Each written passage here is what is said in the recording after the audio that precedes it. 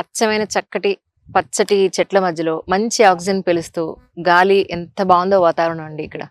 అదే మేడం, మనకి మంచి నేచర్ మేడం. సిటీకి ఎల్బీ నగర్ కి 20 కిలోమీటర్స్ లో అత్యంత చేరువలో రామదాస్పల్లి విలేజ్ లో మనం 2018 లో మనకి ల్యాండ్ తీసుకోవడం జరిగింది. 42 ఎకరాలతో స్టార్ట్ చేసిన లేఅవుట్ ఈ రోజు 125 ఎకర్స్ వరకు మనం అక్వైర్ చేసాం. అవునండి.